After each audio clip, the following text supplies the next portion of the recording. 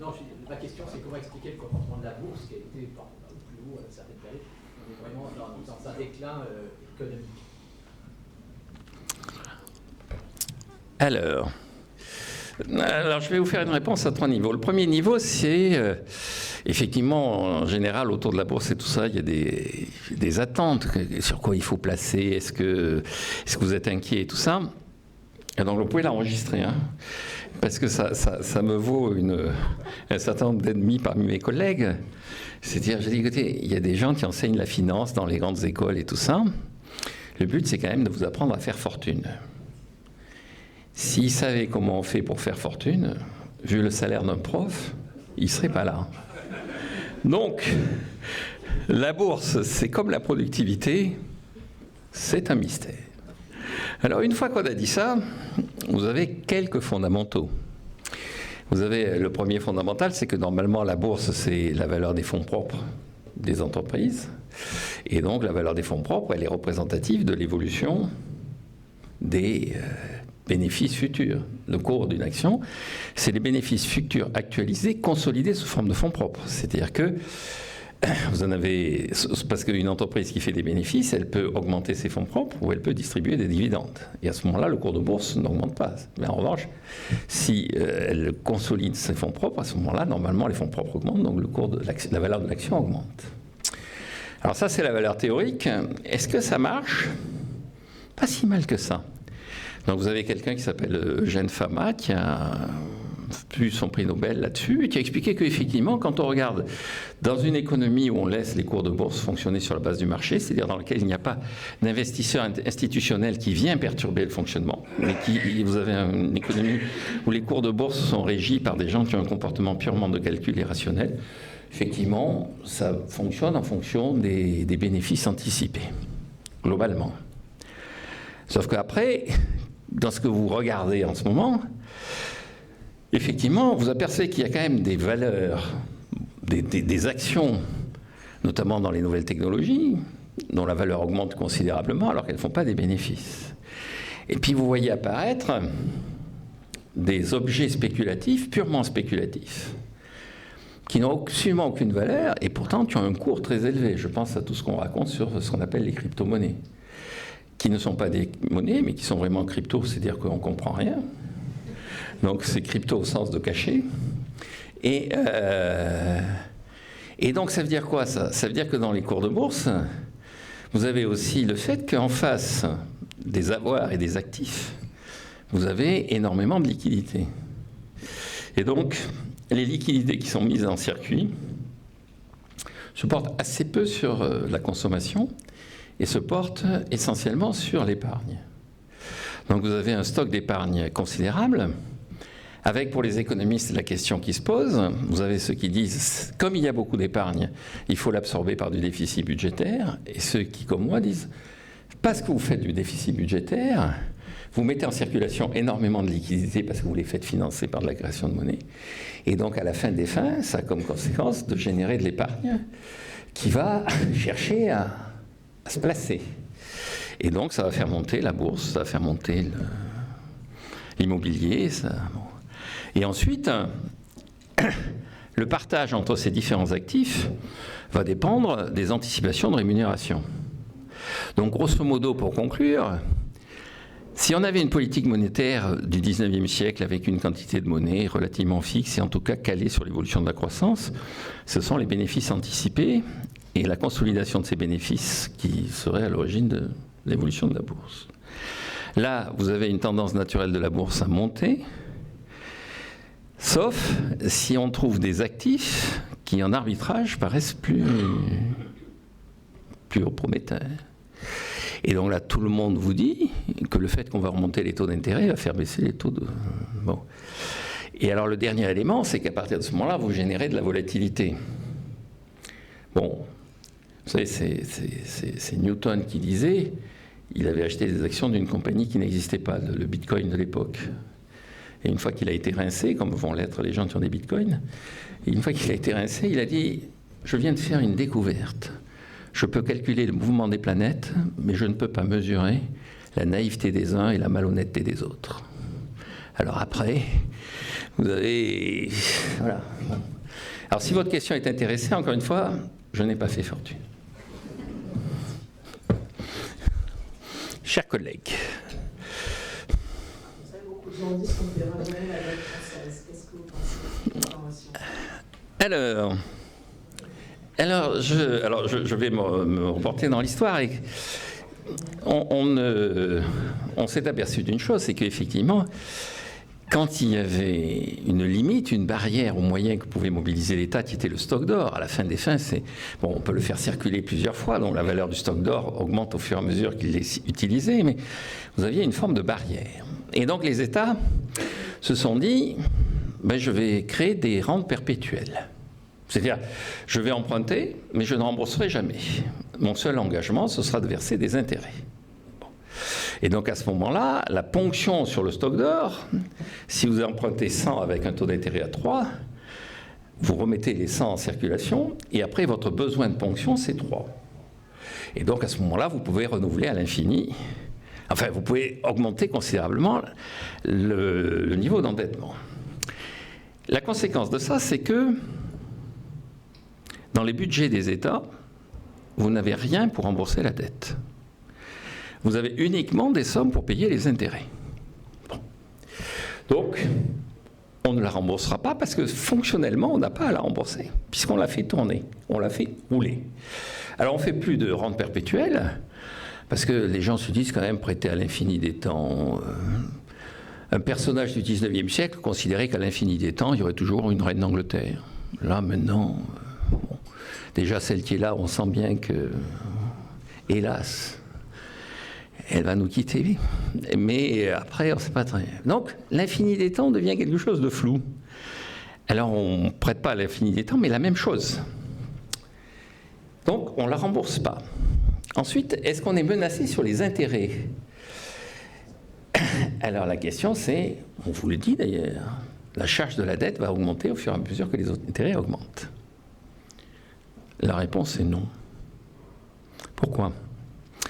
Parce que si vous regardez la charge de la dette en France, de la dette publique, l'année dernière, on est monté à 42 milliards.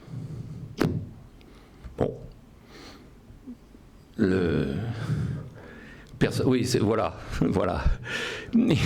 Alors c'est assez amusant parce que l'autre jour, j'étais dans un débat avec Michel-Édouard Leclerc, il dit, vous vous rendez compte, c'est l'équivalent de la politique agricole commune. Je dis, non, cher ami, c'est 6 fois la politique, 5-6 fois. Enfin bon. Le paysan ne nous coûte pas si cher que ça. Mais, en réalité, est-ce qu'on a payé ces 42 milliards ? Alors dedans, vous avez 2 milliards pour la SNCF. Les 2 Macron, là, paf ! Maintenant, il faut payer. Donc 2 milliards. Vous avez 8 milliards de dettes des collectivités locales. Il reste 32 milliards. Puis vous regardez dans les comptes définitifs de l'État, ça a coûté à l'État 25 milliards. Et les 7 milliards ?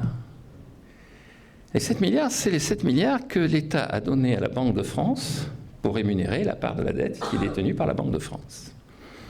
Et qu'est-ce que la Banque de France a fait des 7 milliards ? Elle les a rendus à l'État.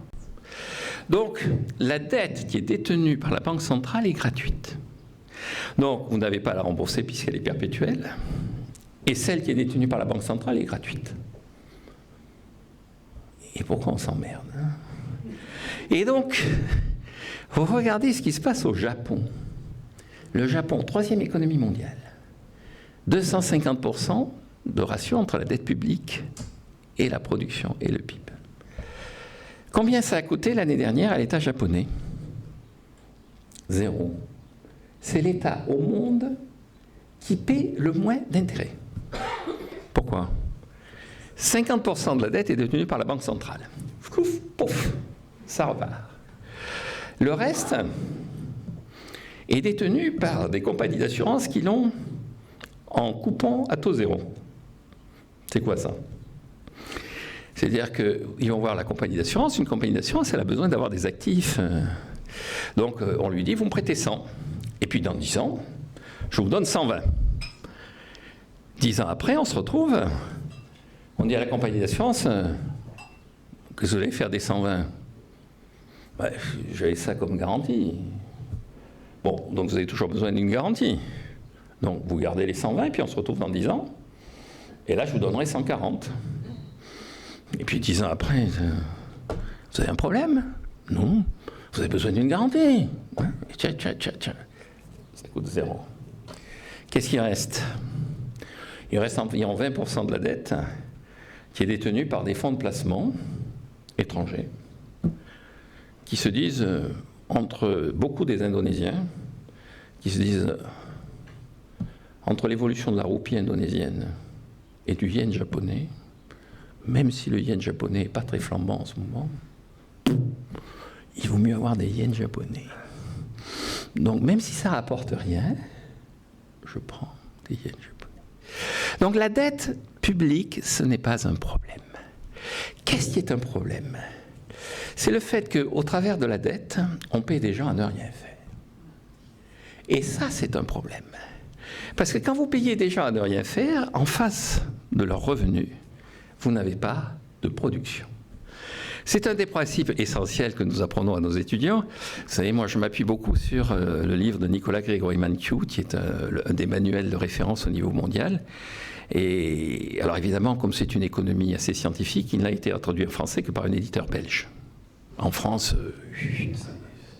on l'utilise comme on utilisait des samizdat en Union soviétique dans les années 50. Ça ne commence pas par les imperfections du marché, chapitre 1, chapitre 2, comment l'État va nous sauver, chapitre 3, pourquoi la CGT assure le progrès social, qui est à peu près la formation des cours d'économie qu'il y a. Et je ne dis pas ça pour vous, chers collègues. Et vous savez, à titre de digression, puisqu'on a un peu de temps, j'ai un jour discutant avec un haut responsable slovaque. Je lui pose cette question terrible. Je lui dis, mais qu'est-ce que vous avez fait des professeurs de marxisme-léninisme? Alors il me dit, ah mais ça dépend des pays. Et en Pologne, on leur a dit, pendant 40 ans, vous avez raconté que des conneries. Donc maintenant, vous allez raconter des choses normales. Ils se sont dit, bon, après tout, pourquoi pas? En Tchécoslovaquie, on leur a dit, pendant 40 ans, ils ont dit, ah oui, mais on ne sait pas. Dites-nous. Alors on leur a dit, ben, on va vous former, et puis après vous allez... Et en Allemagne de l'Est, on leur a dit, pendant 40 ans, vous avez raconté que des conneries. Ils ont dit, oh là là, vous vous rendez compte? 40 ans à dire des conneries, qu'est-ce qu'on a pu souffrir? Ah, il faut réparer. Et donc, on les a payés à ne rien faire, et donc les problèmes qu'a connu l'Allemagne dans les années 90. Et puis il se tourne vers moi, il me dit, et en France? Et puis soudain, il réalise la béfue. Je dis, non, c'est une bonne question, mais je peux vous dire qu'en France, on leur a encore rien dit. Et donc, il continue à nous raconter toutes ces... Et donc, Mankiw dit, donc il résume l'économie, Mankiw en 10 principes. Donc, les premiers principes, c'est plutôt la microéconomique, telle qu'on l'enseigne, c'est-à-dire on fait des choix rationnels, on raisonne à la marge. Ensuite, les principes du centre, c'est la concurrence est efficace. Et puis, le principe 8, c'est le niveau de vie d'un pays dépend de sa production. Si vous ne produisez pas, mais vous ne pouvez pas avoir du pouvoir d'achat. Et donc le problème de la France, c'est qu'on travaille peu. Vous connaissez cette anecdote là aussi. Sarkozy se battant avec Madame Merkel pour sauver la Grèce. Et Madame Merkel disant, écoutez, tous ces pays du Sud quand même... pourrait travailler un peu. Bon, alors Sarkozy, oh, vous exagérez. Et Madame Merkel dit, mais non, mais les Français, par exemple, ils pourraient travailler, ne serait-ce que par curiosité. Et donc, comme nous ne sommes pas fondamentalement curieux, et donc, il y a quand même beaucoup d'employés municipaux à Paris.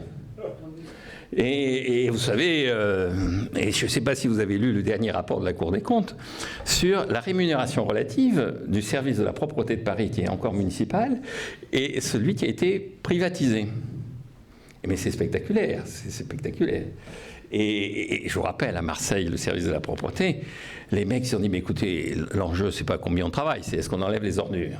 La mairie dit, mais non, justement. Bon, écoutez, on va réfléchir alors. Mais vouloir considérer que c'est en mettant, en imposant l'augmentation de la durée du travail, on va ramasser vos ordures, vous faites des illusions. C'est pas ça l'enjeu. Bon, c'est assez vrai d'ailleurs. Et donc, ça se traduit par quoi le fait qu'on ne travaille pas assez? Mais par le fait qu'on vit au-dessus de nos moyens. Oh, il y a longtemps, Raymond Barre le disait déjà. Et c'était vrai. Et comme il le disait, on a élu quelqu'un qui nous a dit « mais non, mais pas du tout ». Bon, le bilan, c'est qu'en 83, le pays était en cessation de paiement. Si vous regardez le déficit de notre balance des paiements courants en ce moment, il est au même niveau qu'en 83. Et donc, on devrait être dans la rigueur. Tous ces gens qui nous promettent là, demain, je suis le président du pouvoir d'achat. Mais le pouvoir d'achat, il y en a trop. Le problème, ce n'est pas de l'augmenter, c'est de mettre en regard de ce pouvoir d'achat de la production. Il faut faire, parce qu'on a 85 milliards de déficit commercial. On a un avoir extérieur net, c'est-à-dire ce que nous avons à l'étranger, moins ce que les étrangers ont chez nous, qui représente 700 milliards d'euros. D'après le FMI, un pays est menacé quand son avoir extérieur net, dépenses net négatif, est au-delà de moins de 30%, au-delà de 30% du PIB. Dans le G7, il n'y a que 2 pays qui sont dans cette situation. Les États-Unis, tout le monde s'en fout.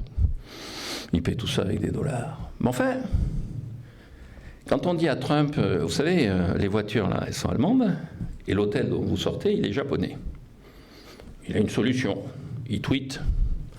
Si les Allemands et les Japonais n'ont pas compris en 1945, je repasse le couvert. Bon, subtil. Enfin, deuxième pays malade, la France. Et donc,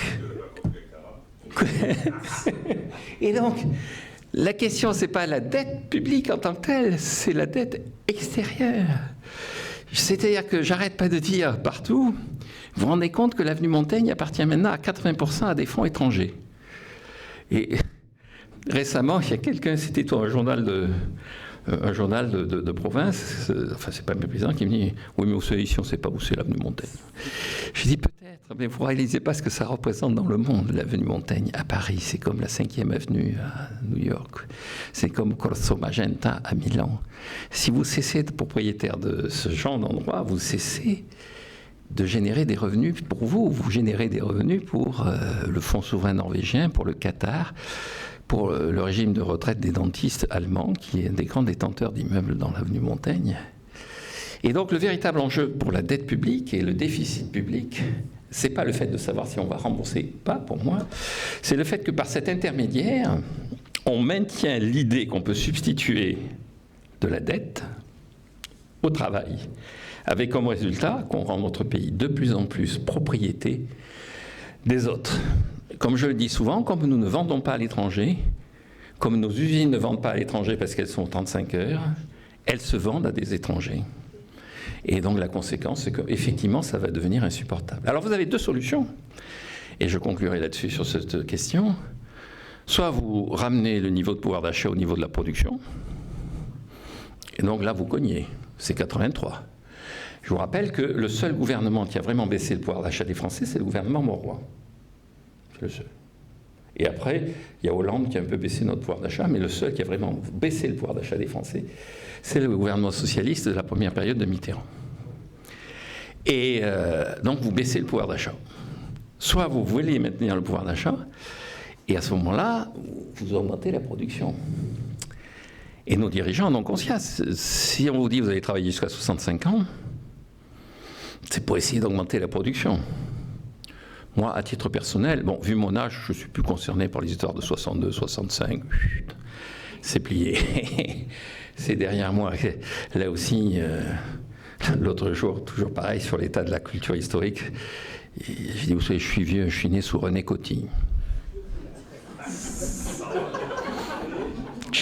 Juste à ce moment-là, il y a quelqu'un qui dit « Le mec dans OSS 117 !»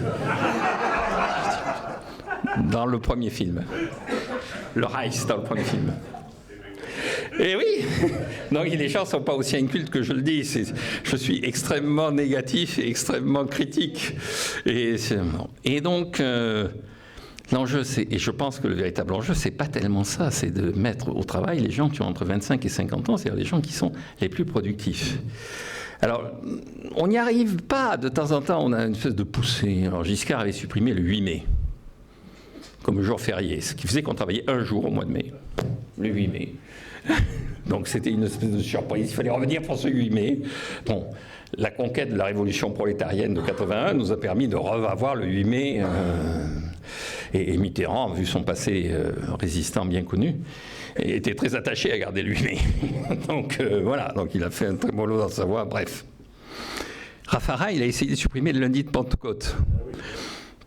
Est-ce que vous avez compris comment ça se passe, le lundi de Pentecôte?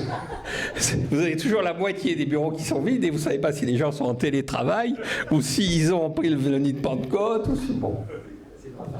Oui, c'est une vraie raffarine, cette histoire de lundi de Pentecôte. Donc, il va falloir faire... Alors, de temps en temps, vous avez des envolées lyriques. L'OCDE nous dit, écoutez, vous avez 38 jours de congé si vous rameniez ça à 28. Oh oui... Alors bon, c'est beaucoup. Ouais, oui, 28, c'est encore beaucoup. Non, Bon, non. Mais donc le véritable enjeu, c'est moins la dette que la quantité et la qualité du travail. Autre question.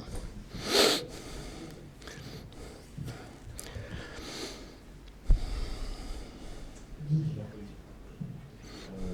bravo pour tout ce que vous avez dit. En ce qui concerne la dette interne, est-ce qu'on ne devrait pas la renommer? Parce qu'en fait, ce n'est pas une dette. Les banques centrales fabriquent de l'argent à partir de rien. Donc, on ne doit rien effectivement à personne, comme vous l'avez expliqué, mais il faut changer le vocabulaire. Non, je ne crois pas. Je ne pense pas. L'enjeu, si vous voulez, c'est après, cette dette, elle pourrait être remise si la Banque centrale le voulait entre les mains d'autres agents économiques, elle ne le sera pas. Mais si vous voulez, je pense que, alors pour rebondir un peu sur votre question, je pense qu'une des erreurs, c'est de considérer qu'il faudrait que la dette soit détenue par des Français. Et donc la Banque centrale étant à part, ce qui reste dans la dette, vous en avez un gros paquet, environ 40%, qui est détenu par des étrangers. 1200 milliards d'euros est détenu par des étrangers. Et je pense que, heureusement, parce qu'il vaut mieux qu'ils achètent la dette plutôt que l'avenue Montaigne. Et donc, si on leur achète la dette, on va leur donner des moyens et ils vont dire, bon, écoutez, je vais acheter non plus l'avenue Montaigne, mais la bourse. L'avenue Foch, ils vont passer, ils vont faire le tour de l'étoile. Et bientôt, et donc ils vont tout racheter. Et donc, encore une fois, il y a une... Historiquement, la dette a été un problème parce que, comme il y avait une quantité d'or fixe que l'État ne pouvait pas ramasser tout l'or, même s'il le réinjectait après, il y avait une difficulté permanente à récupérer tout cet or. Donc l'État a cherché par tous les moyens possibles et imaginables à éviter ça. Donc il a commencé par dire qu'il ne paierait que des intérêts. Et puis ensuite il a dit, mais je ne vous donne pas de l'or, je vous donne des dollars. Et puis maintenant il dit, mais... des dollars, je vous en donne à vous, mais je n'en donne pas à tout le monde. Il y a des gens à qui je n'en donne pas. Et donc le problème a changé complètement de nature, et en tant que tel, le problème ne se pose pas sous les termes. Et donc, changer les mots, le véritable enjeu, c'est de se poser la question de à quoi cet argent sert, et du fait qu'effectivement, cet argent est utilisé pour se substituer au travail, et que c'est ça qui déséquilibre la situation de l'économie. Alors il y a des gens qui disent, oui, mais à ce moment-là, il suffirait, donc vous avez toute une partie des économistes, ceux qui sont en train de monter en puissance, là, ce qu'on appelle les économistes post-keynésiens, qui consistent à dire, il faut utiliser cet argent à payer déjà à travailler, d'accord, moi quand je fais des débats avec des économistes, notamment il y a toute une école de post-keynésiens à Bordeaux, qui sont assez... Il y en a un qui s'appelle Edwin Le Huron, je ne sais pas si vous voyez qui c'est. Ah! Mais vous savez, c'est une gloire mondiale, Edwin Le Huron. Il fait partie des gens mondialement connus. Vous allez dans une université en Californie ou au MIT, vous parlez d'Edwin Le Huron, ils savent qui c'est. Effectivement, à part ses anciens élèves en France, il y a assez peu de monde qui sait qui il est. Et il vous explique assez intelligemment que, à partir du moment où on n'a aucune contrainte physique, comme l'était l'or, puisque c'est juste des écritures sur des... Vous avez comme seule contrainte la perte de confiance. Et qu'est-ce qui vous fait perdre confiance dans la monnaie que vous détenez? C'est qu'elle perd du pouvoir d'achat. Donc la seule contrainte, c'est l'inflation. Et donc le discours de ces gens-là consiste à dire, mais vous n'avez qu'à utiliser cet argent pour payer des choses qui créent de la production, puisque vous dites que le problème, c'est le décalage entre le niveau de revenu garanti et la réalité produite, vous n'avez qu'à utiliser l'argent que vous distribuez à payer les gens à produire. Le problème, c'est que, est-ce que vous connaissez des États qui ont trouvé ce qu'il fallait faire pour... Enfin, les États, ça reste les gestionnaires de l'oisiveté. Hein. Et s'ils distribuent des revenus, les revenus, ils deviennent des revenus, ils ne deviennent pas de la production. Et donc, je maintiens le vrai problème dans tout ça, il ne faut pas se tromper de combat, c'est l'inadéquation entre les revenus que l'on met en circulation et la réalité de ce qu'il y a comme production. Alors pour conclure, tous les partisans, là, Edwin le Huron, pardon, pas le Luron, c'est autre chose, mais qui je crois, alors, je ne l'ai pas eu comme professeur, mais je pense que ça devait être un assez bon professeur, et parce qu'il est assez clair dans sa tête, donc je pense qu'il devait être un assez bon pédagogue. C'est-à-dire, mais vous avez des réserves énormes de sous-emploi. Le salaire mondial baisse, contrairement à ce qu'on nous raconte. Il y a 96% de l'humanité qui gagne moins que le SMIC. Et je peux vous dire que tous les Indiens qui sont en train de quitter la campagne, que le SMIC français, tous les Indiens qui sont en train de quitter la campagne, alors le gouvernement Modi voulait accélérer encore plus le processus. Puis ça s'est terminé, je ne sais pas si vous suivez ça, mais ça s'est terminé par le fait qu'il a fait des concessions, il a continué à maintenir des subventions à l'agriculture. Mais là, ils viennent de regagner des élections dans 2 États indiens qui sont les plus peuplés de l'Inde. Et donc, c'est reparti. Ils vont baisser les subventions à la paysannerie. La conséquence, c'est que tous ces gens-là vont se ruer vers les villes, où là, il y a tout un tas de gens qui sont prêts à leur faire fabriquer, à leur fournir la production. Et donc, les Américains disent, écoutez, mais à ce moment-là, utilisons leur production. Le problème, c'est que quand vous fabriquez les choses par les Indiens, vous leur donnez des moyens financiers et après ils achètent l'avenue Montaigne.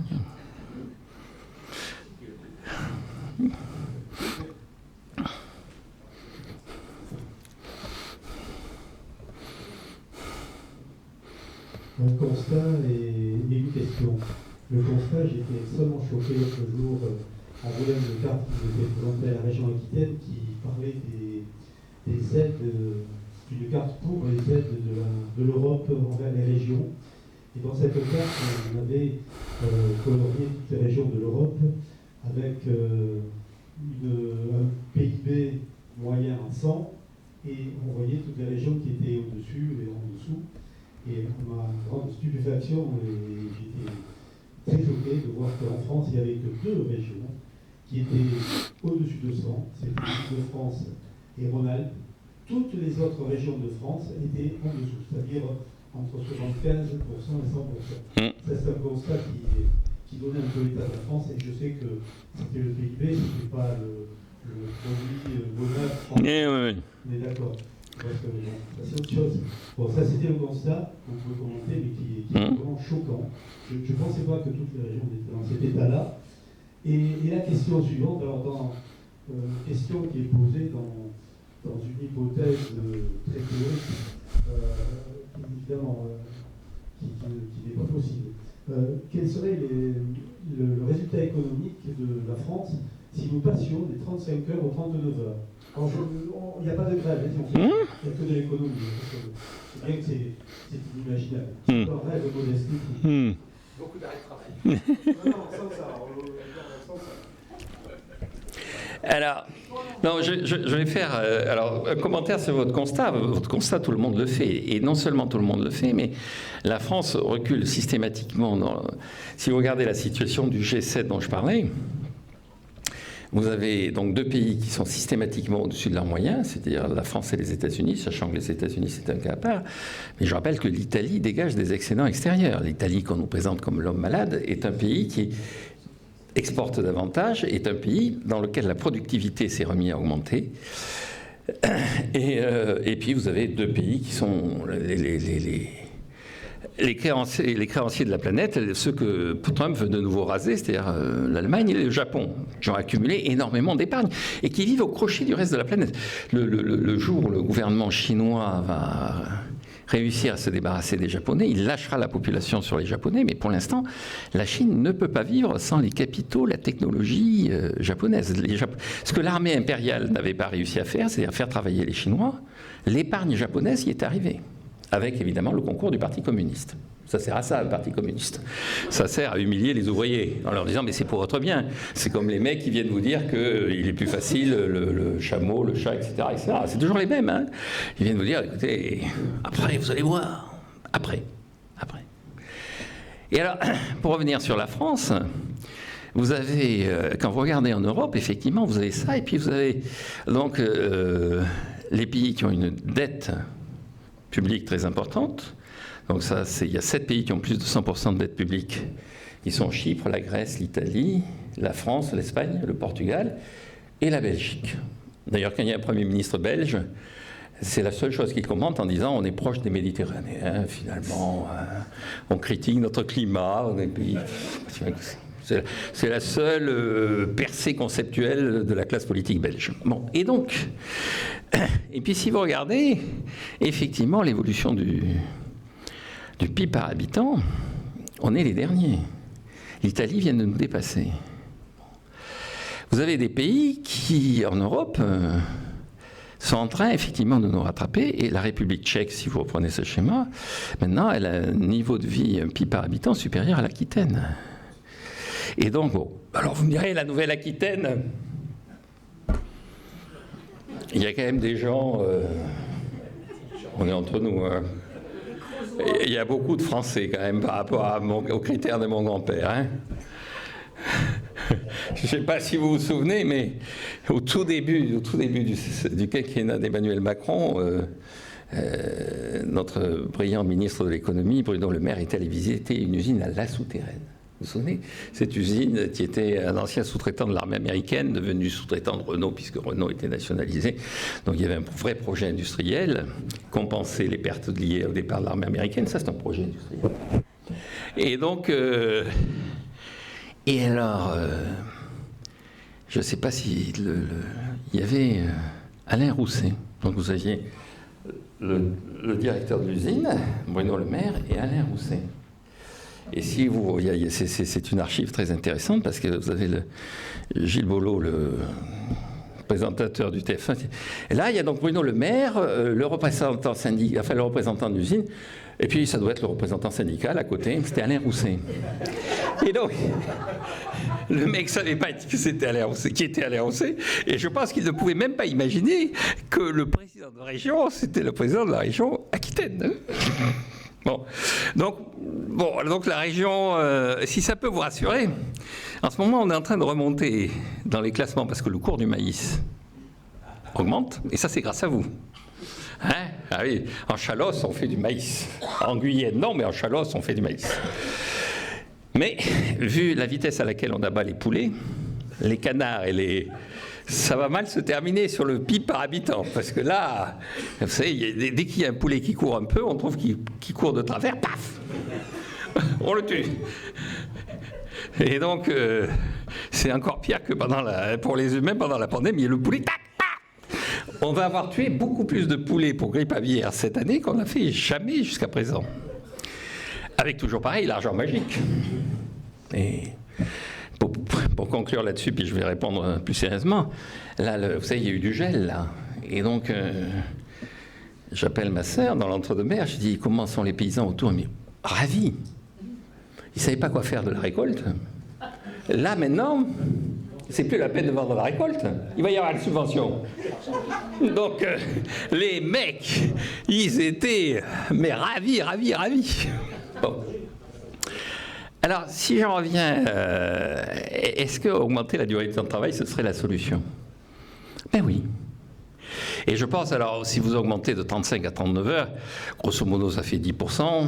Vous n'allez pas avoir 10% d'augmentation du travail. D'abord parce que vous avez des travaux peu productifs.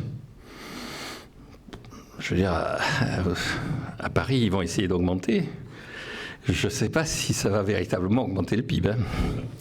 Et la richesse.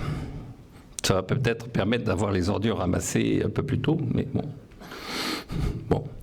Mais globalement, ça peut. Et donc, quand vous regardez, vous apercevez par exemple qu'il y a un indicateur qui est assez intéressant. c'est que, je ne sais pas si vous vous souvenez, quand notre président de la République était en campagne pour la première campagne, en 2016, il avait fait...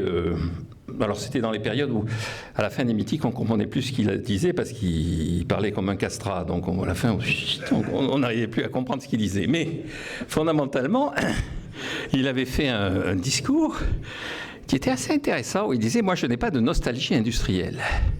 Mon modèle, c'est pas de revenir avec des usines, les 30 glorieuses, tout ça. Mon modèle, c'est la Startup Nation. » Et il avait pris comme exemple la Californie en disant « Cette année, pour la première fois, 2016, le PIB de la Californie est égal au PIB de la France. La Californie, c'est 42 millions d'habitants, la France, c'est 64 millions d'habitants. Et donc, disait-il, il faut qu'on reparte de l'avant de façon pour redépasser la Californie. » Bon, 5 ans après, le PIB de la Californie, c'est 15% de plus que celui de la France. Et il n'y a toujours pas d'usine en Californie. Hein. Mais il y a des start-up. Il y a une économie qui marche. Alors un certain nombre de gens, ce sont notamment Paul Krugman, qui est prix Nobel d'économie, ont regardé ça de près. Et Krugman dit, en fait, les Français ne sont pas aussi mauvais que ça, hein. Ils ne travaillent pas. Et donc, il dit, c'est une question de choix. Les Californiens, ils travaillent comme des bêtes, moyennant quoi ils se droguent, il y a un taux de criminalité invraisemblable, ils ont la mer à portée, ils ne sont jamais dedans, ils sont complètement... Oui, ça, c'est vrai, elle est froide. Ils sont totalement... Alors que les Français, ils ont fait un choix qui est la pauvreté digne. Alors, je lui ai envoyé un petit message à Krugman, je dis, cher ami, la pauvreté, oui, la dignité peut-être, mais je ne crois pas que ce soit un choix. Regardez la tonalité de la campagne électorale. Dans la campagne électorale, aucun candidat ne dit « Vous allez vivre comme dans un monastère franciscain, mais quelle plénitude ! Quelle plénitude ! Vous allez travailler 32 heures, évidemment, avec une baisse des salaires afférente. Mais vous aurez de quoi le temps pour lire. Ah ! Tous ces livres dont vous n'avez jamais entendu parler, Voltaire, Malraux, tous ces gens-là, vous allez les découvrir. Personne n'a fait campagne comme ça. Et donc, pour répondre à votre question, je dirais oui, si on augmentait la durée du temps de travail, et je pense que c'est plus efficace que de reporter l'âge de départ à la retraite de 62 à 65 ans. Mais pourquoi on le fait ? On le fait parce que, d'abord, les gens de 30 ans, quand ils descendent dans la rue, ils peuvent casser un abribus. À 63, 64 ans, déjà, on casse moins d'abribus. D'expérience personnelle, vous savez, je ne sais pas si vous avez suivi le dernier G7 qui s'était passé à Tokyo.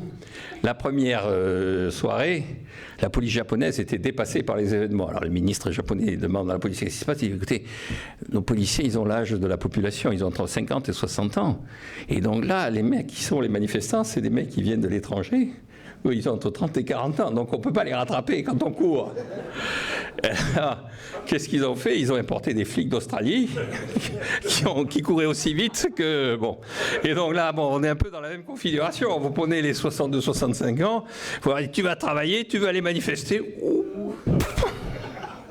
Écoute, mon lumbago étant ce qu'il est, on ne va pas faire Bastille Nation, on va faire le tour de la place de la Bastille, et puis c'est tout. Bon, donc, mais je pense que la bonne solution, c'est d'augmenter effectivement la durée du temps de travail entre les 15 et 50 ans. Alors là aussi, notre président de la République avait réagi quand il était dans sa première campagne électorale où il avait des idées. Depuis, le mec, c'est un inspecteur des finances, donc il attend les ordres du ministre, mais on ne lui a pas dit que il était au-dessus du ministre. Et donc, mais quand il avait des idées, il avait trouvé dans un rapport de l'OCDE cette idée que, effectivement, on pouvait augmenter la durée du temps de travail des gens entre 15 et 60 ans, à condition de valoriser ça comme des droits nouveaux à la retraite. C'est-à-dire, vous reportez l'âge de départ à la retraite à 67 ans, ce qui est la norme en Europe, et vous dites que si vous travaillez plus... et c'était un peu le principe de la retraite à points. L'idée de la retraite à points, c'était vous avez une base de points, et puis vous achetez des points soit par le travail, soit par un sacrifice sur votre revenu, ce qui vous permet effectivement soit de partir plus tôt, soit d'avoir plus de retraite quand vous partez. Mais, alors tout ça est mort au champ d'honneur, mais globalement, la conclusion, c'est que Krugman a raison. On est moins riche parce qu'on travaille moins. Il a tort, on ne l'a pas choisi. On ne l'a pas choisi. On voudrait avoir le beurre et l'argent du beurre.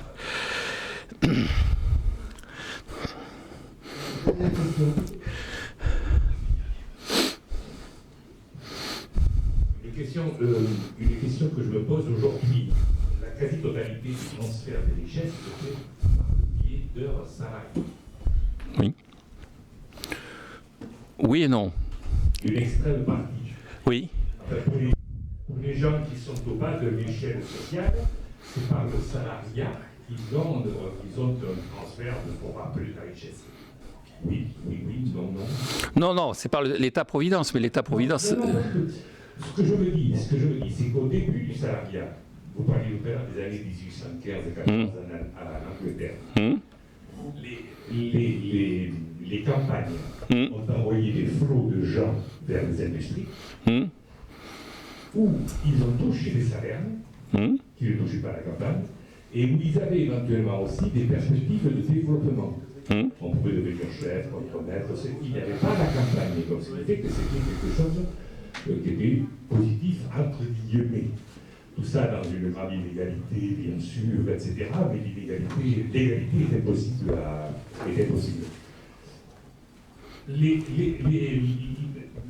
Le salarié à cette époque-là, n'aurait-il pas dû négocier leur entrée dans la manufacture plutôt que d'y rentrer en disant pour me payer ce que vous proposez.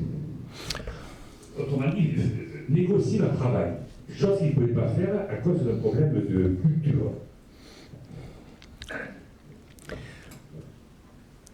Non, alors, il y a 3 niveaux dans votre question. Il y a l'aspect historique, l'origine du salariat et comment les gens ont vécu ça. Bon, l'origine du salariat, au tout départ, c'est... Alors là aussi, il y a tout un tas de travaux, notamment celui de...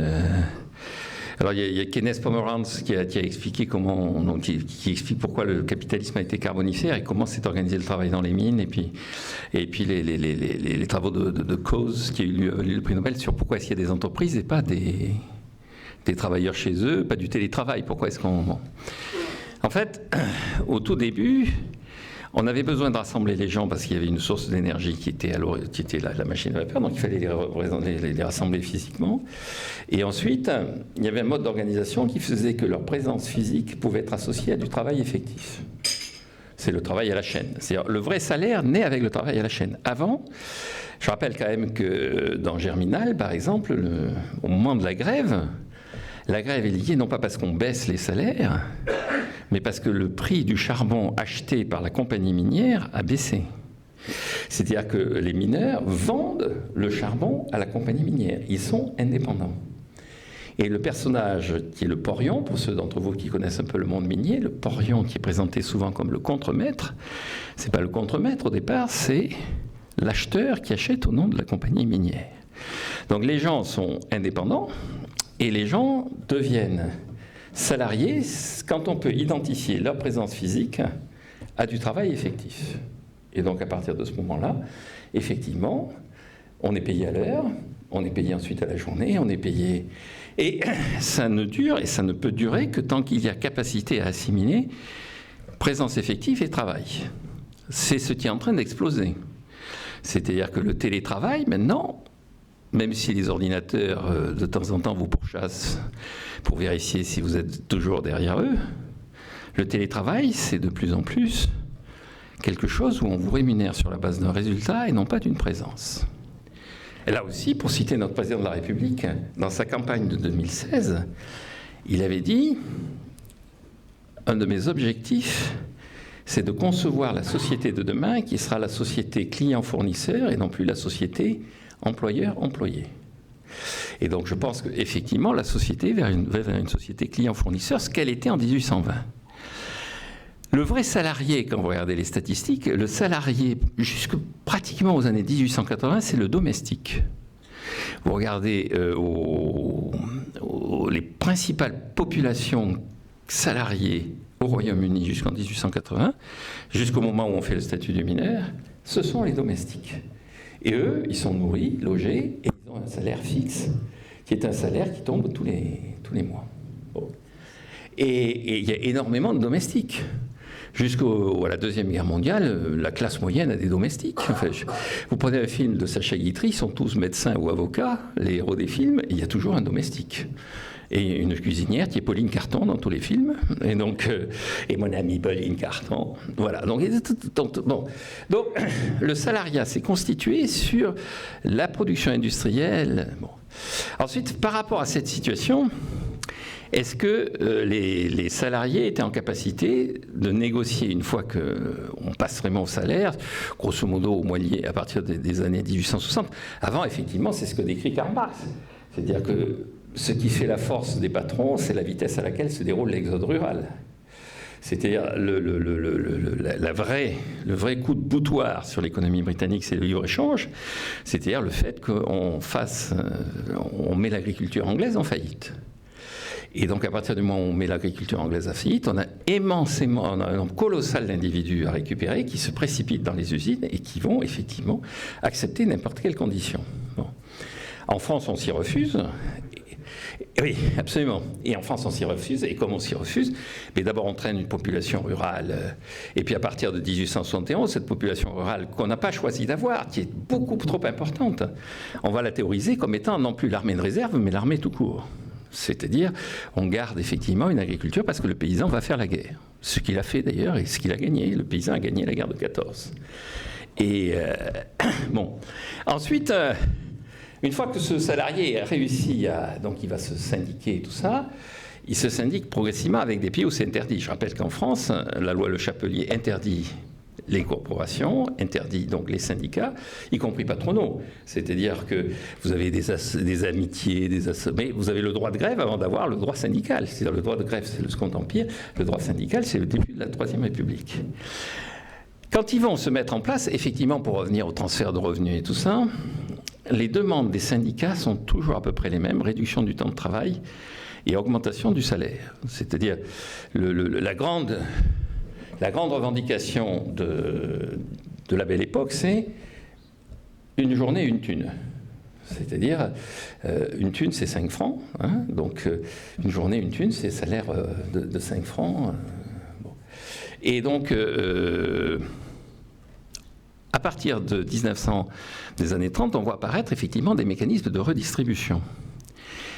La notion d'inégalité, donc je rappelle ça dans le livre, mais vous prenez le programme du Front populaire en 1936. Vous n'avez jamais le mot inégalité. Ce que demande le Front populaire, c'est du pain, la paix et moins de pauvreté. Mais l'idée de réduire les inégalités, et notamment de créer des impôts sur la classe supérieure, et vous avez un article célèbre de Gabriel Péry, et donc Gabriel Péry, c'est l'économiste du Parti communiste, qui dit, si vous voulez, dans l'économie, l'économie c'est comme un moyen de transport, ça nous fait... Et donc, si vous gardez le capitalisme, c'est une diligence, et si vous passez votre temps à emmerder le cocher, mais les gens qui sont dans la diligence, ils vont en pâtir. Donc, laissez vivre le cocher. Donc, arrêtez de mettre des impôts sur les entreprises. En revanche, si vous voulez véritablement améliorer la société, choisissez l'automobile. Et donc, un véritable programme de réduction des inégalités, tout ça, c'est pas d'augmenter les impôts sur les riches, c'est de mettre à bas le système pour faire en sorte de passer à l'automobile, c'est-à-dire au socialisme. La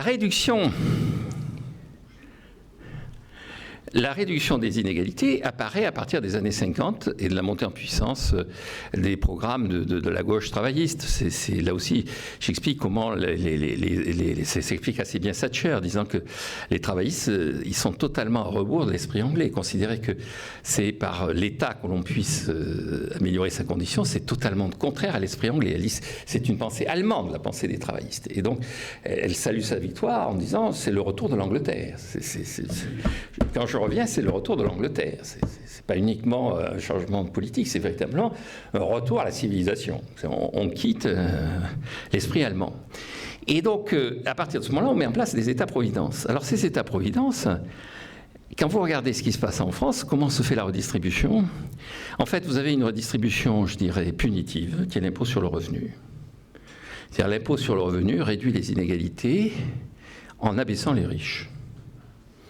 Et si vous regardez ce qu'on appelle le coefficient de Gini qui mesure les inégalités, avant et après redistribution, le passage de l'un à l'autre, vous avez un tiers de la baisse des inégalités mesurées par le coefficient de Gini, c'est l'impôt sur le revenu. Et donc, c'est une technique purement punitive que n'aurait pas voulu le Front populaire et que n'auraient même pas imaginé les penseurs socialistes du XIXe siècle. Et puis le reste, c'est les transferts liés à l'État-providence. Et en fait, vous avez deux éléments forts. Vous avez un élément qui favorise la classe moyenne, qui est le système de retraite. Les retraites sont relativement généreuses avec la classe moyenne, ce qui n'était pas le cas dans les années 60-70. Vous prenez quelqu'un, moi quand j'ai commencé ma carrière à l'INSEE, les gens qui étaient sous le seuil de pauvreté, c'était des vieux. Maintenant, les gens qui sont sous le seuil de pauvreté, ce sont des femmes issues de l'immigration qui élèvent une famille de 3 ou 4 enfants. Et donc, les vieux ne sont plus sous le seuil de pauvreté, loin de là. Et donc, vous avez quelques retraites qui sont vraiment très, très confortables, pas uniquement d'ailleurs les retraites chapeau des PDG des entreprises. Et elles sont indexées sur les pertes de l'entreprise. Plus vous avez fait de pertes, plus vous avez de retraite chapeau. C'est un mécanisme assez particulier, mais c'est l'inspection des finances. Quand je pense qu'il veut supprimer ça, c'est incroyable. C'est incroyable. Comment peut-on? Et sinon, le véritable autre transfert, ce sont les allocations familiales.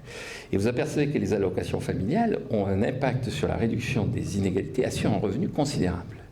Et ces allocations familiales sont en train de s'éroder progressivement. C'est-à-dire les autres moyens sont relativement neutres.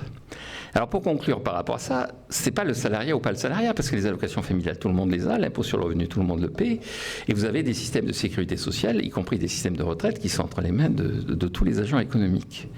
Et je pense que l'idée que, effectivement, tout le système est bâti autour du salariat est une idée réductrice, parce que le système va évoluer, et le système va se débarrasser du salariat pour continuer à garantir de la solidarité. Je pense que son véritable enjeu pour le système de transfert de revenus et de solidarité, c'est de retrouver ce qui est à l'origine de son nom, c'est assurance. Ce sont les assurances sociales. Et donc je pense qu'un système de transfert efficace est un système qui est basé sur une logique d'assurance. C'est-à-dire la retraite, vous vous assurez par votre épargne. Donc là, vous avez toute une réflexion à mettre en place, notamment autour de la capitalisation. Et sur la maladie, vous pouvez vous assurer. On s'assure, il y a des... Alors là, j'enfonce des portes ouvertes. Ça fait 20 ans que je lutte contre le monopole de la sécurité sociale. J'ai encore sorti un article dans la revue Risque, qui est la revue de la Fédération française des sociétés d'assurance. Donc, si on leur envoie un article en disant qu'il faut supprimer le monopole de la sécurité sociale, les compagnies d'assurance disent « Oh !» On n'y avait pas pensé. Ah, dis donc, un grand esprit comme ça. On va le publier, cet article, vraiment, on n'y avait pas pensé. Mais c'est intéressant, c'est le jour où ça sortira de ce cercle-là. Et ça commence à... Il y a une anecdote que je raconte tout le temps, et ça va... Après, je vais aller m'emparer de mon stylo. Et donc, il y a une anecdote dans une conférence que j'avais faite un jour, non pas en Nouvelle-Aquitaine, mais en Pays de la Loire. Et donc j'avais assuré ma sympathie les gens en disant « Angers, Bordeaux, c'est la solidarité Plantagenet ». Et alors, après, j'ai eu droit à un dîner avec le maire d'Angers. Pas vraiment enthousiasmant, le mec, la conversation un peu limitée. Alors, au bout d'un moment, je dis, écoutez, monsieur le maire, maintenant que le Brexit a eu lieu, on peut penser que les Écossais vont se tirer, et donc on va pouvoir reconstituer l'Empire Plantagenet, l'Angleterre, vous et nous. Alors, le maire d'Angers dit, je ne comprends pas très bien ce que vous dites. L'Angleterre, l'Anjou et l'Aquitaine, la Guyenne. Ah bon? Et alors, c'était une conférence qui était organisée par... la faculté catholique locale, et 2 jours après, le recteur m'appelle. Vous avez eu un grand succès, c'était passionnant ce que vous avez raconté. Le maire était un peu surpris. Qu'est-ce que vous dites par là? Alors j'ai dit, il m'a pris pour un fou. Oui. Et alors avant, je m'étais permis de faire un dégagement sur la concurrence, qui à mon avis est le mode de régulation optimale de l'économie, et en disant que ça devait concerner aussi les assurances sociales. Et je disais tout ce discours d'attachement à... Les jours heureux, vous savez, repéré, les jours heureux, c'était le discours du Conseil national de la résistance. Et vous avez un grand discours de Maurice Thorez sur les jours heureux. C'est bon. Donc voilà, ça nous inviterait presque à voter Fabien Roussel, il ne faut pas exagérer, mais enfin bon. Et donc le Conseil national de la résistance. Bon. À l'époque, il y avait des élections à la sécurité sociale. Et donc on élisait les conseils d'administration. Et je dis, les gestionnaires du système de sécurité sociale sont les représentants des assurés, voilà. Et donc je dis, voilà, écoutez, d'ailleurs, j'ai une assemblée devant moi, vous avez tous une carte vitale, donc vous êtes tous au régime général d'assurance maladie, pas moi, là, même ça, bon, d'accord. Bon, donc tous les gens qui sont au régime général, vous êtes à la CEPAM locale. Les gens se demandant où on va, là, oui, j'ai la caisse vitale. Il y a à la tête de cette caisse primaire d'assurance maladie un conseil d'administration qui vous représente avec un président. Isabelle, comment? Alors, il parle de quoi, là? Je recommence. Caisse primaire d'assurance maladie, hein? Un président, c'est qui? Alors, il y a quelqu'un qui lève la main, il s'appelle Duchemol. Alors j'étais accompagné du stagiaire de l'ENA, parce que quand il y a des gens comme moi qui débarquent dans une ville un peu importante, il y a le stagiaire de l'ENA, on ne sait pas quoi en faire du stagiaire de l'ENA. Donc il passe son temps à la gare à accueillir les seconds couteaux de la vie de la République. Et donc le mec, là, sa seule mission du stagiaire de l'ENA, c'est d'apprendre par cœur la liste des notabilités, et pour avant d'avoir sa note, d'aller voir... Bon. À l'époque, il y avait encore une ENA. Et alors donc, le mec, je lui dis, c'est vrai? Il me dit, oui, c'est... Écoutez, là, vous me scotchez, là, c'est la première fois que j'entends ça. Bon. Mais écoutez, j'ai aucun mérite, c'est moi. Et donc, le seul personnage qui sait encore comment fonctionne la sécurité sociale, c'est le mec qui est dans la sécurité sociale. Mais nous, au quotidien, tout ce système nous est devenu totalement étranger. La seule chose que l'on voit de ce système, c'est la carte vitale. Et puis on arrive là, et c'est magique, là aussi, c'est paf, chez le pharmacien, c'est gratuit. Mais qu'est-ce qu'il y a derrière? Alors il y a un système, Monsieur Véran d'ailleurs nous a dit, ça marche bien d'ailleurs, bon, il ne sera pas à l'équilibre avant 2030. Ah bon? Oui, non, il ne faut pas s'inquiéter. L'équilibre, qu'est-ce que c'est que cette notion? Et donc, je pense que le véritable enjeu, c'est de retrouver un système dont on sache comment il fonctionne, que l'on puisse choisir, et qui ait des critères de gestion qui fassent qu'il estime que finalement être à l'équilibre, c'est pas forcément un enjeu secondaire. Ça peut être aussi un enjeu important. En vous abandonnant, non pas, mais pour cette conversation, pour vérifier que vous avez votre carte vitale, moi j'ai un stylo. Donc, je vais pouvoir signer.